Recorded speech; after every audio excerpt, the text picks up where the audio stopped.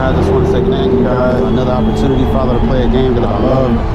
Just ask you, Father, just to be with us today, God, that we're focused, gives a spirit of power, God, of a sound mind, Father. And just lead our steps in everything that we do, God. Allow us to have faith, Father, in the work that we put in through the off-season to now.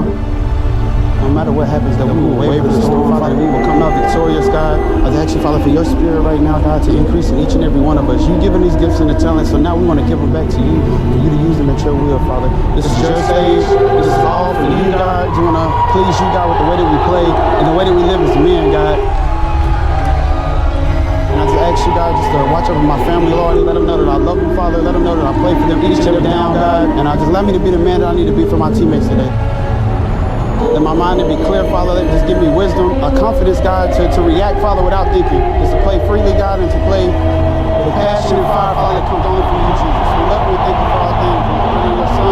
In your son's name, God. In Jesus' name I pray, amen. Thank you. Hallelujah. Thank you. Let's go. Everything for you. Thank you for this time. Thank you for this opportunity. Whew. Calm my nerves as well, Father.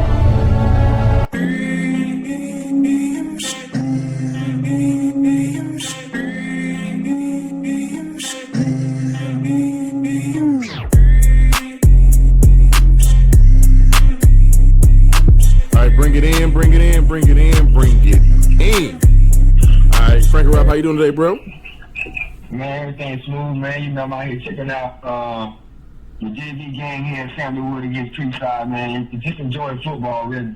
Yeah, man. I'm doing good, man. I'm glad that football is back, man. I'm tired of watching rerun games from last year, man. I'm tired of watching rerun games from last year. It's too much, man. I think it's a couple games I done watched like 3 or 4 times, man. Looking at different things, but let's go ahead and get into this exciting episode we got here, man. We have the coach from Alabama, Rashad Johnson, Director of Player Development. How you doing, Coach Rashad?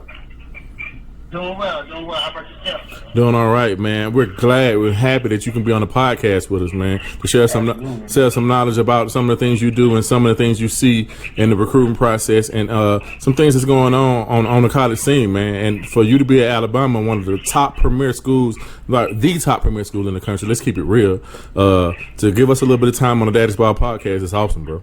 Thank you for that, Coach, for real, man. Thank you. So let's. No doubt, Frank. All right, so you reached out. We talked about it. I was definitely all in, so I'm excited. Let's get it going. Okay, so let's go ahead and get it started, man. Let's get a little bit of your background before you got to Alabama in the position that you're in. Oh man, so just my journey was a little bit different from the normal one. Most guys come to Alabama or 4-star, 5-star recruits, normally nationally known throughout the team. Myself, I decided to walk on at the University of Alabama. I didn't have a scholarship. I had a couple of offers to the University of Citadel, West Alabama, and UNA. Just some smaller schools, nothing that was really football dominant. Came here on an unofficial visit, kind of bringing in guys just to let them see the team. I had a friend of mine who, not a friend, but my dad's friend, had played here and knew some guys on staff. So I was able to get an uninvited walk-on, which means day one when school started, which was, I guess, yesterday, for most of these guys, I walked on. So I went to school that first day, walked on to the football program as a running back, and just went through many challenges through that time. I switched over to safety my sophomore year. Coach Saban came here my junior year.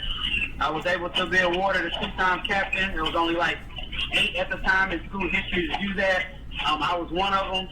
Ended up being drafted 3rd round to the Arizona Cardinals, where I spent 7 seasons there. 1 season with the Tennessee Titans. And then I retired in 2016 with my wife, my little girl. And then I got the opportunity, by Coach Saban last season to come down and work as a defensive analyst. I came in and dove into that position, which was awesome. And now I transitioned out of that into just a full-time player development, something that was a little bit kind of in the season that I kind of just came out of, something that was a little bit more touching towards my heart in terms of transitioning out of the game and guys transitioning in. I understood, the value of having a great mindset, taking advantage of the resources around you, and being able to become whatever you wanted to become in life by doing that. So my goal now is just to make sure that I'm making sure these guys maximize that. One, by just sharing my experience, and my story of walking on and look where I went. You're coming in a much better position than I am. Oh yeah, definitely. So, did you say that you asked Coach Saban, or he picked you for this position that you got in? I couldn't hear that part. Coach Saban, we had a conversation. He picked me. Man, how does that feel to have a guy of his stature? Because I met Coach Saban, I think like twice. So to have a guy of his stature, and I know how he is about certain things. And how does that feel to have a guy like that to pick you out of all the people he could have picked for the position? I mean, it means a lot, especially, in the time where I was at. I was in New York with the Giants, interning, believing I was going to be a part of that staff at one point, and then for Coach Saban to call you and say, hey, I value you and would love for you to be a part of what we got going on here. I mean, that meant the world from him, and not only him, but it being my home university, the place where I played at, my blood, sweat, and tears that had went here, and I know a lot of what these guys are going through. So being able to pour directly into what most would call home, what I call home, it was no better feeling, to come back and be a part of that family and helping these guys, assisting them through life. Okay. So coming in, you already been through the process. Actually, you've been through all the way through the process because you walked on into the situation. Like, what was your mindset about? What were some things that you wanted to change in the process, or what were some things you really, really wanted to look out for as far as bringing young freshmen into a big place like Alabama? Well, the first thing, that young guys got to understand when they come into, a big place like Alabama, and the transition is they're walking now into more of an equal playing field.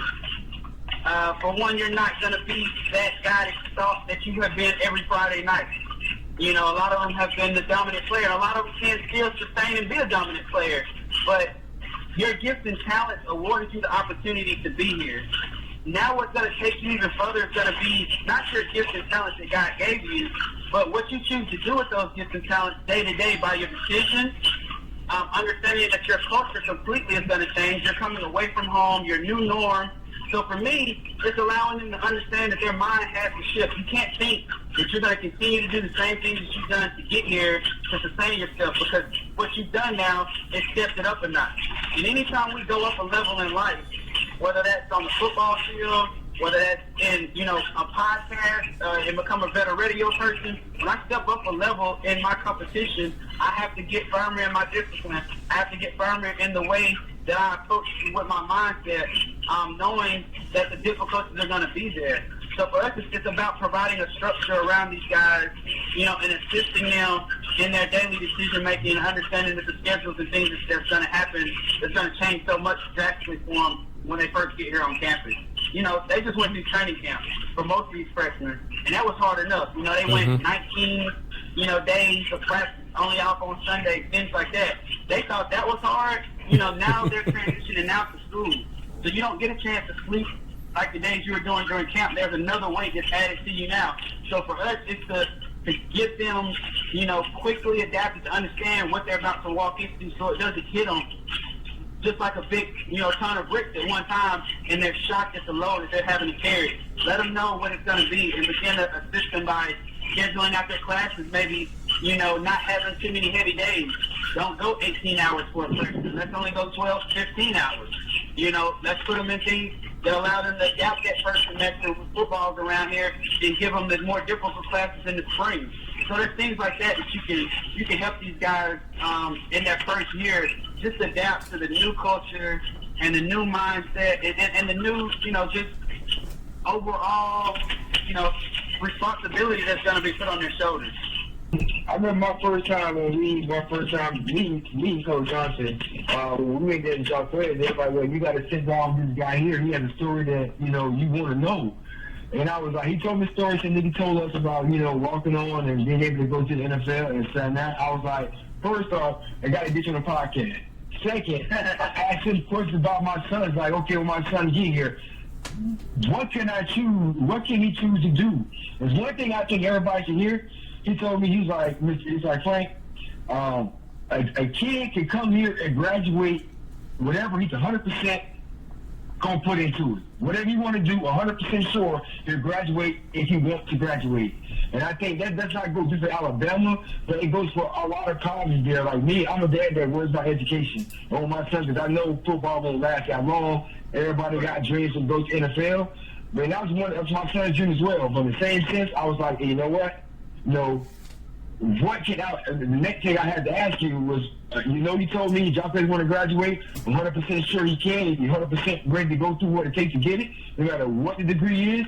But in the same, and he has something he can fall back on. To piggyback on what you were saying there, like Franklin had asked me, he was just saying, guys come here, can they really get a real degree? So basically saying, guys go to school, you high school athletes, sometimes you go to a college, and you let that school talk you into taking something that you may not even be interested in. Good. It may not be your main focus because that's the easier route to make sure that you're focused on football more, you're focused on whatever that schoolwork is.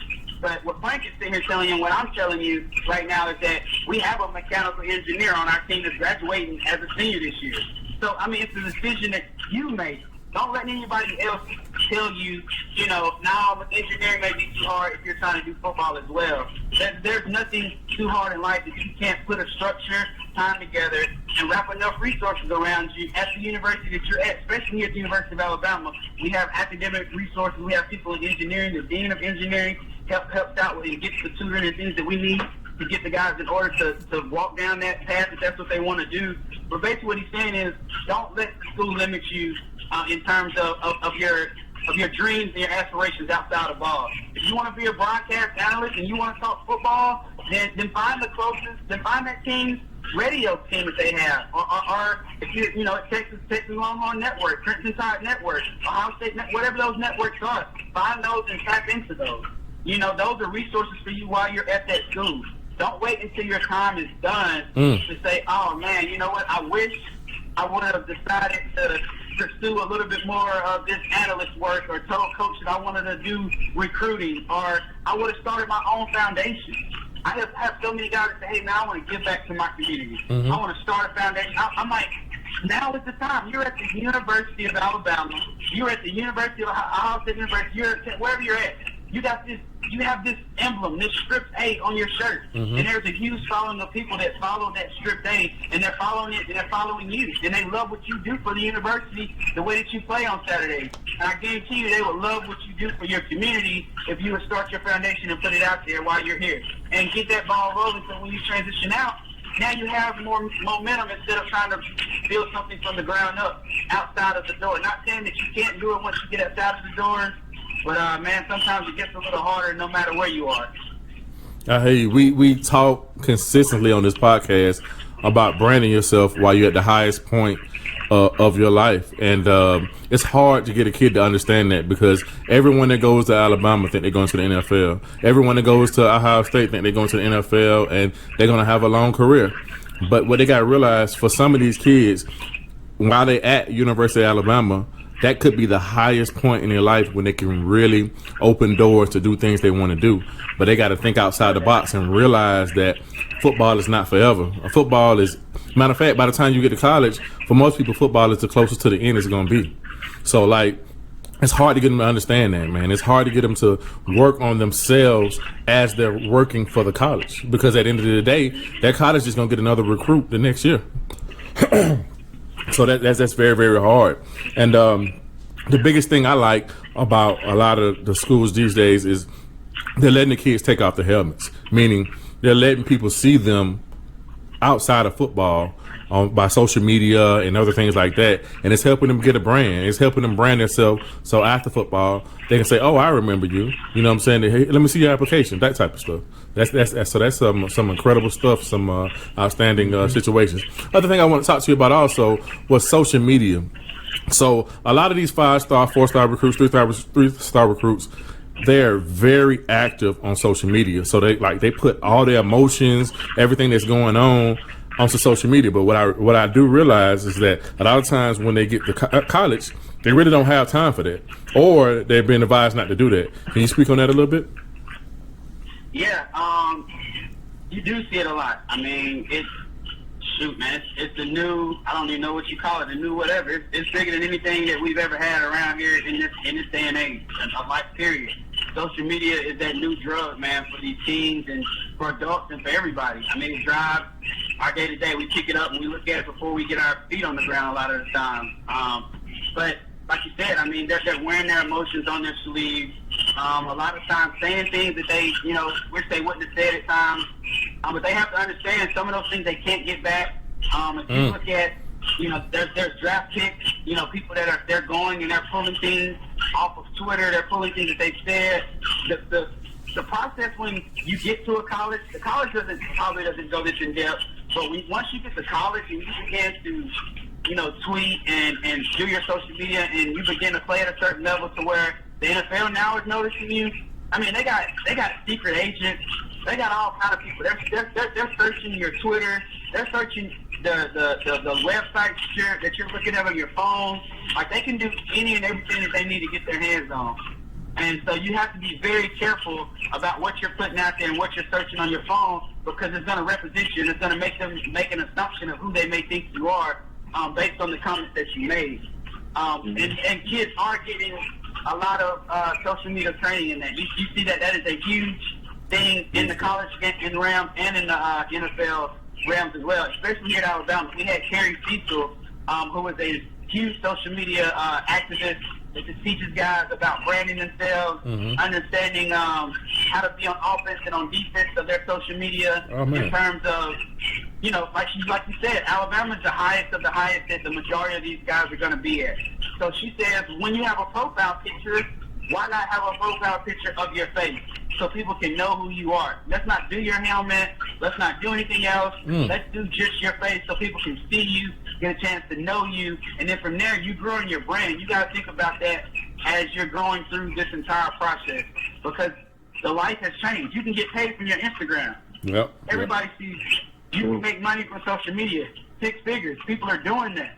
So you have to be very particular about what you're putting out, because the message you're putting out is you're branding yourself whether you want to or not, because the people on the outside are going to perceive you one way or another based on what you're posting. So make sure you're branding yourself in a way that's going to produce money for you. And I know it's long term, it's way down the road, but think about your family as well. The things you're saying now, man, you're speaking for more than just yourself.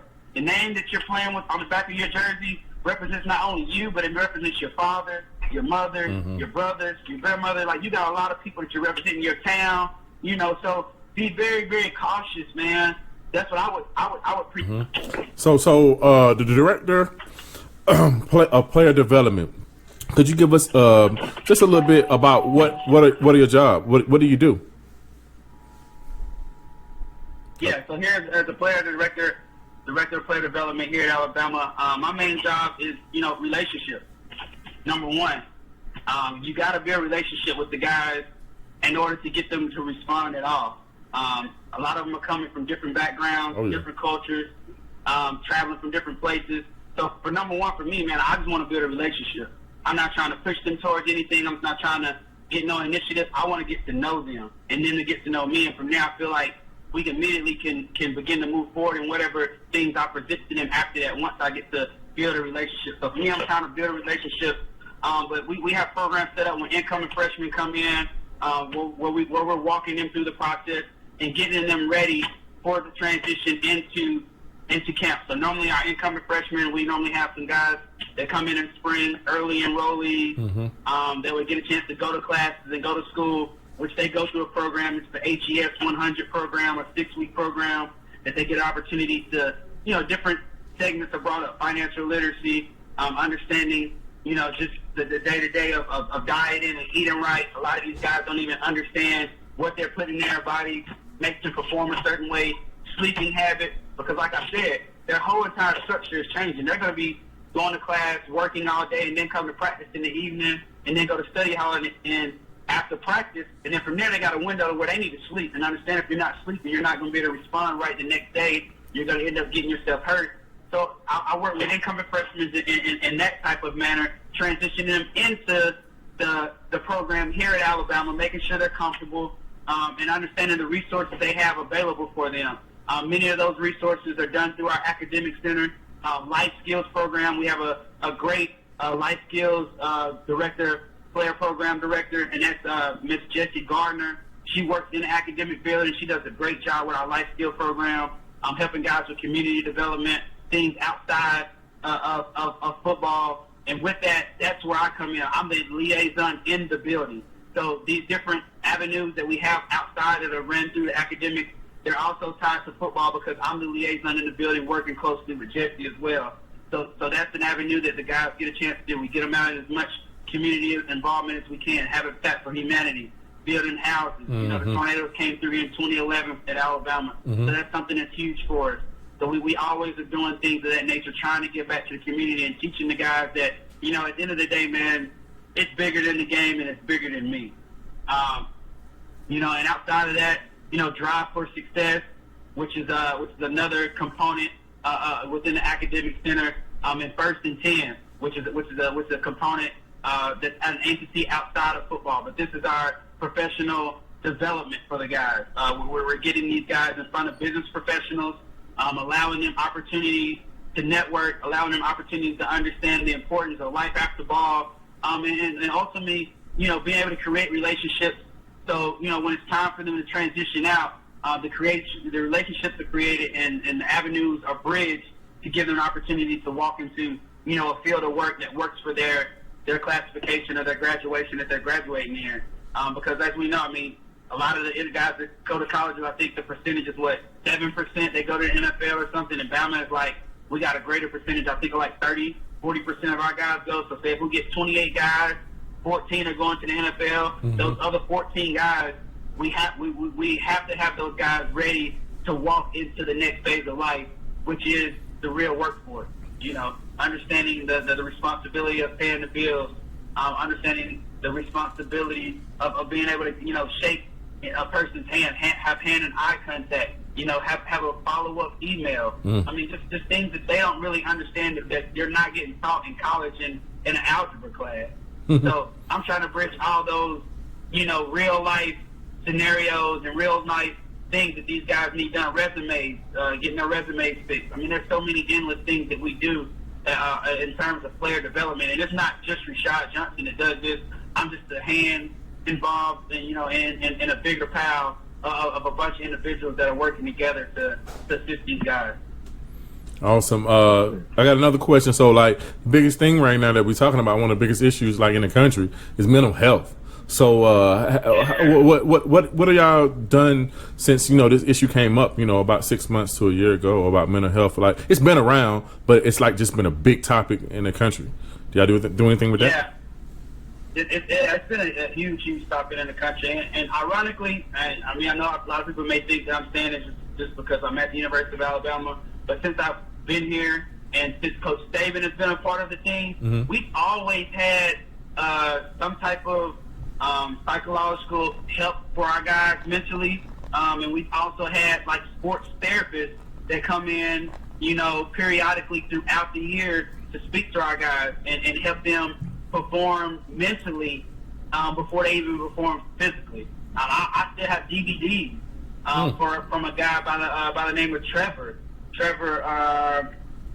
Moard is his last name, and he was just an awesome guy. He does work with Russell Wilson now, but he was a guy that was here. I still remember. I got a DVD that he did. It was called Trevor Moard. Yeah, it was a DVD. It's called Inches, and it was just a visual, but also audio over it that kind of gave me, you know, like you visualize before you perform. Yes, sir. You know, it went ahead and took my mind, you know, to that place before my body can even get there. But it also had different, you know, quotes, affirmations, you know, different things that just took you out of whatever element you were in and placed you in that focus mode to let's go dominate and let's go perform. So that's something that, honestly, we've had here since Coach Saban got here in 2007 that I was able to experience and have a part of my life.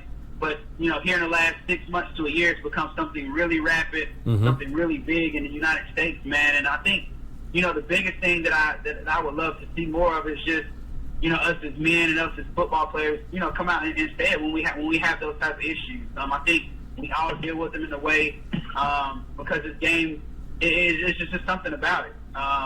It takes you to a whole nother element, and sometimes you just need to be able to talk about whatever you may have that's going on. So that extra mental therapy, that mental conditioning, it's needed.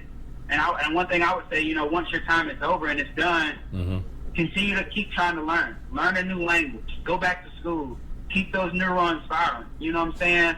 Because that's something that we've been used to doing on the football field all the time. And everything's reactive. Our mind is always going 100 miles per hour. And then just imagine retiring and quitting from that.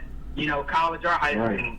You got to get that mind moving the same way to where your body and your elements still feel that same energy that, hey, I'm still alive in life. Hey, I'm still moving at something, And our goal is to be able to find whatever that may be to get your mind back in that. So internships, job shadowing, on top of the mental health, is huge for these guys in high school and especially once they get to the college level, like here, man, getting them in front of the right individuals to let them see if that's something that triggers that mind, and we can push them down an avenue and let them tear it up like they did in football. Because we know football players are accountable, they're leaders, they're hardworking, they got teamwork. They got all the attributes that any company would want in a client, in a customer, and an employee. So, if we can get those guys to think, and get them to moving in that same manner they do in football in another avenue that have that same desire, then we've hit a home run. So for me, it's like, let's throw darts at the board, man. Let's try as many things as we can. I know your career says I want to be this as an analyst, but let's try different avenues of that and find the one that really sticks, and let's eat it up. Yeah, because I remember, man. I remember. I forgot what I was gonna say, but I was gonna say is I remember you said, "Okay, Jacques, where you said Jacques wanted to be a mechanical engineer, right?" He was like, "Jacques, look, I got this guy here, but I can also put you. My job is going to put you in front of people so you can intern and find out if this is really what you want to do." And that right there sold me on the whole deal.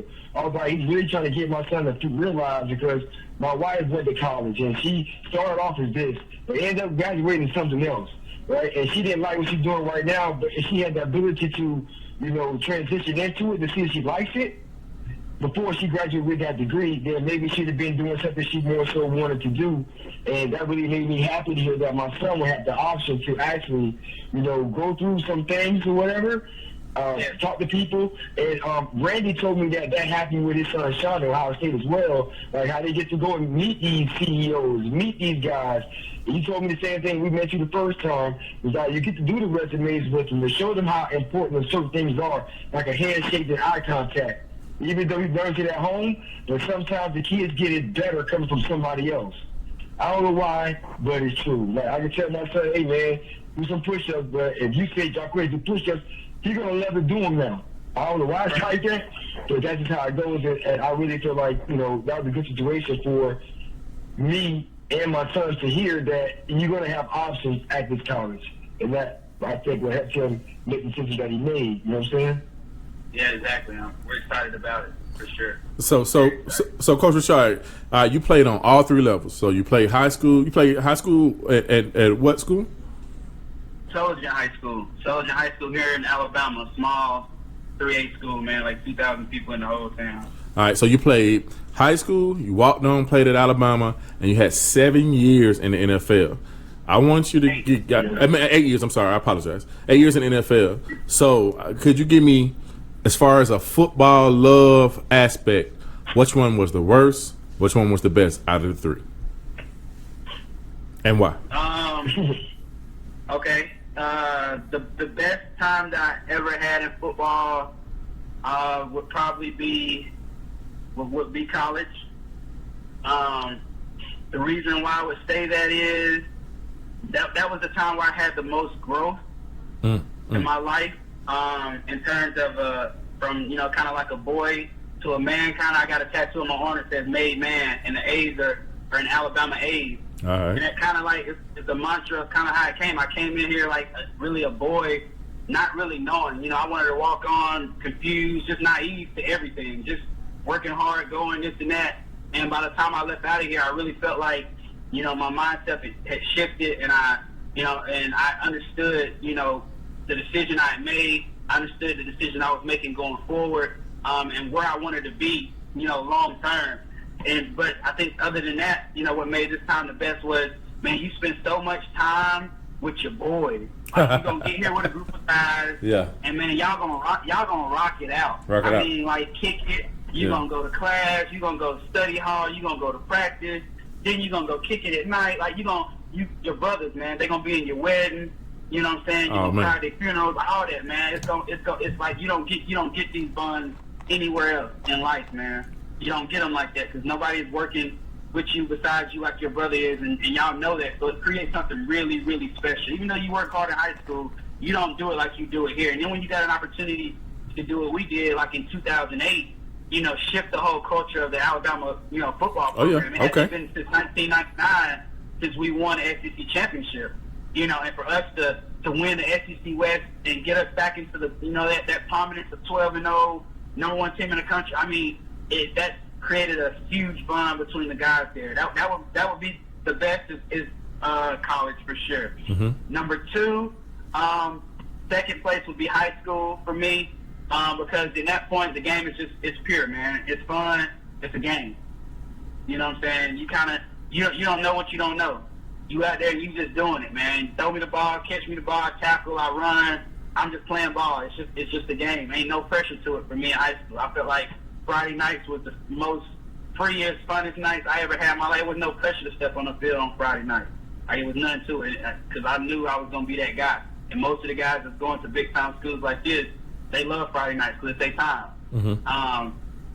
Number 3, the third, and I know a lot of these young guys are going to hate to hear this because they're looking forward to, the NFL, and that's a dream of theirs. But, I mean, I don't want to crush dreams because it's not crushing it. The NFL is a great place. It's a great opportunity. It provides, wonderful things for you and your family financially if you take care of it the right way. Mm-hmm. But at the same time, what you're going to learn about that avenue once you get there, if you're lucky enough to get there, is that everything that I've done before that this is totally different. This is a business. Thank you. Ain't nothing about this fun. Ain't nothing about, because I mean, you jump. Just imagine you seen those hamsters that jump in those wheels, and those wheels are just turning, Mm-hmm. and they got it running. Mm-hmm. As soon as they jump out of that wheel, what happens? Another hamster jumps in that wheel and starts running. That's what the NFL is like. You're running, you're grinding, you're working hard, you're pushing towards that mark. As soon as you step off the gas, there's another young boy right behind you. He's gunning for you. You know what I'm saying? And not only him, the GM gunning for you because he's saying, you know what? He's 27. In a couple years, he's going to be 30. I don't want to pay him. I want to go younger. Like, you know what I'm saying? It's always something is somebody gunning for you to find not your strength. They're looking for your weakness.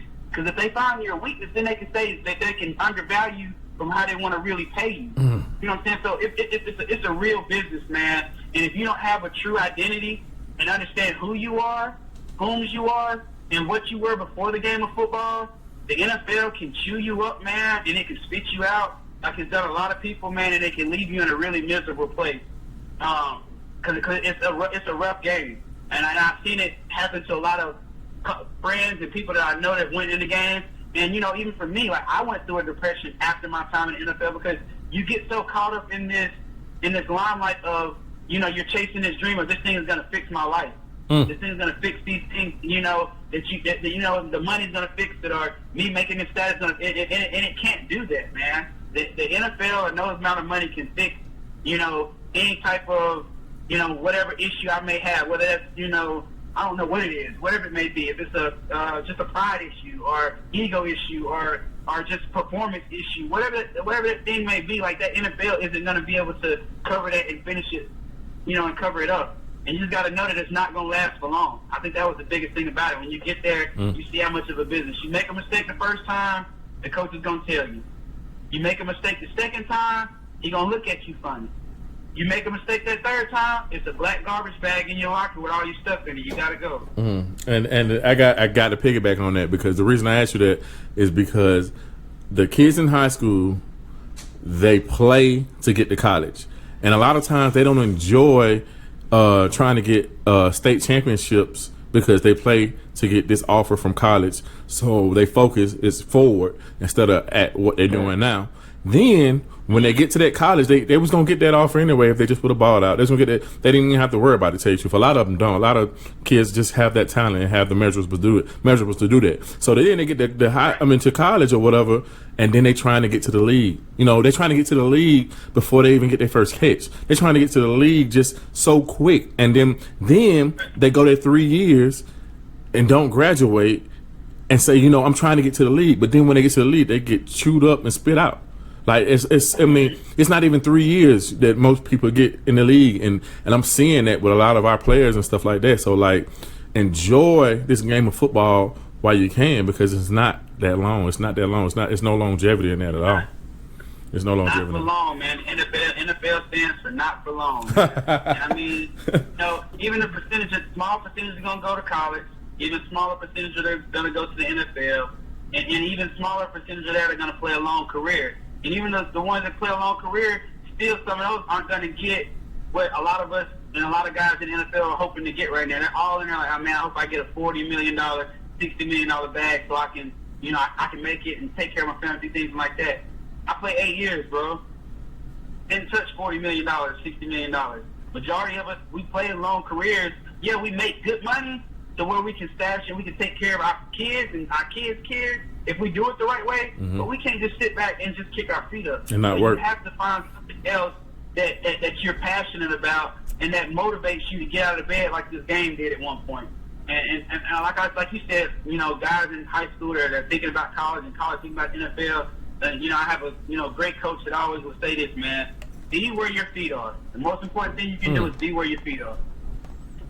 Yeah, see, this is the reason. I'm gonna be totally honest with you. Like, you know, I'm a Florida boy. Grew up in University of Miami fan. You know what I'm saying? Still is University of Miami fan to this day. But you know, I hear what Coach Saban told my son. I hear what everybody else there told my son. But when I talked to him on my last time going back there, I talked to Coach Johnson. I was like, you know what? It makes me feel like, man, there's a plan my son can have. Something that I don't know about this college stuff at all. I don't know about none of that, and football, none of that, right? But what I biggest thing for me is that my son can find somebody that went through it, can tell you the value of what you are and what you can get. And that's what Coach Johnson gave me, and I fell in love with him, not really even in school. You know what I'm saying? Because to me, everybody, I could name a lot of colleges told me the same exact thing that all the regular coaches said. Not one of them ever said, yeah, I'm going to get him in front of somebody to get his education to complete it. And that just got me like, okay, John Perez, I'm with this. I'm going to buy a hat, I'm buy a shirt, whatever. If you go in there, man, but as long as he's there, man, you got to get with him and soak up his knowledge he got, because he came from a walk-on and found out what intrigued him to be what he is right now. And I appreciate you. I thank everything for you, bro, for real, because, you know, I think that actually helped him, because he didn't make a decision until me and him could talk about your education, what you want to do when you get done. And I said, Dad, you know what, talking to Coach Johnson, I kind of want to feel like I want to give back to my community. I got to find some way where I can give back. Like find education to where even if it's in the medical field, that I can go and help kids go through what I went through when I hurt myself, mentally help them. You know what I'm saying? All right, you know what? As a dad, I'm happy. For you to say that, let me know you want to give back, I'm happy, and happy that I met you. That's why I told you when I met you that first time, I got to get you on the podcast, because a lot of boys here in Florida, nationally, but I don't know too many people how they live, grow up nationally. You know what I'm saying? I don't know how life goes for them. But in Florida, I know how these boys grow up here, and they need to hear this stuff, because if they, I know boys that gave up football when they didn't get a Power 5 offer. They didn't even think about going to try out nowhere, gave up football, or I'm done playing with your friend. I was like, why? I didn't get a Power 5. I'm like, man, Google colleges out here, go walk on somewhere. No, I'm too good to walk on. Like, what? All right. You know what I'm saying? But now, you know, even with my nephew's good at football, and he didn't get what he wanted, and he went to the streets and got killed. And I was really, like, went to February, 3 months later, he got murdered. So, like, that quick and that fast that you make the wrong decisions and be with the wrong people, you get injured. But talking to or hearing somebody like you and what you had to say about your life and what you went through, I believe it's a blessing for everybody to hear and know about it, man. And I thank you for sharing that with us, you know? Yeah. I appreciate the opportunity. Sure. All right, so we can ready to close out, but I do want to tell the parents an important fact that you need to understand. All right, so if you got a kid that's blessed enough to be a student athlete and go to college and play football or anything like that, the two people that I know for sure that do not necessarily go out and recruit are the director of player development and a strength and conditioning coach. And the thing about it what's crazy, those are the people that hold it down for all these colleges out here, because there's some crazy things going on in college that nobody know about. But those are the guys who enforce. They're the backbone of the whole thing, and they're not talked about at all, really. So what I'm telling the parents is, you need to meet those two people definitely. Definitely you got to meet the head coach. You're gonna have to meet your position coach, because that's the guy they're gonna spend a lot of time with. But the number one guy they're gonna spend a lot of time with is both of them. I'm telling you. So those two people need to be strong. They need to have some of the same values that you have, because they're gonna be the ones preaching and breathing life into your kids. So make sure you do that. So coach, just to kind of finalize and then shut it on down and stuff like that, just give me one last thought that you have, for players and parents and stuff like that. A lot of people think they need to go to Alabama to make it to the NFL and stuff like that. Just give me a one last thought to that a word of advice for them. One last thought, man. It's kind of how I've always lived my life, man. Walk on. Whatever you want to do, whatever you want to be, whatever God has placed in your heart. Mm-hmm. These are parents. This is for young people. This is for guys going to college that ain't got the offers that they got yet. Whatever He's placed there, go after it, man. Walk on. Push through. Wherever you at right now, if you feel like giving up, continue to walk on. It's greatness on the other side of that. Nothing beats consistency and commitment. So if I can be consistent in my commitment to whatever that daily thing is that's going to help me get that little bit better, man, commit to it and be consistent to it. So, just whatever that is that God has placed in you and you want to do and you want to be in life, like, don't let anybody or anything or any circumstance steer you any different than that. I had a lot of my teammates in my freshman year when I first got here to walk on. They was, hey, man, this guy, calm down. You practicing too hard, bro. Like, chill out. Okay. I had more enemies than I had friends. You know what I'm saying? But by my junior year, these same guys that was my enemies my freshman and sophomore year were standing up and voting for me as a team captain, saying, we want to follow you. Yes, sir. So there may be something in you right now that everybody's looking at you and they saying, like, man, this dude is weird. Something ain't right about her, and why they doing it this way, or what's going on. They may not understand, and it's okay. Continue to do what God called you to do, and sooner or later they're going to be following you to the promised land that He's placed in your heart to take them to. So I love y'all, man. I appreciate the opportunity. And I'm praying for the nation, man, and these young men, that we can just, and young people and everybody across the world, man, we can just love each other, man. Awesome, man. Awesome. Frank Rod, man, take us out, bro. Another epic podcast, y'all. We keep them coming. If you ain't bought in yet, I don't know what's going on, man. We get people that are very influential in our kids' lives and could be in yours if you allow. Keep the door open. Other than that, man, Randy signing off. I want to tell everybody, man, take care of yourself and stay smooth. All right, man, rest still.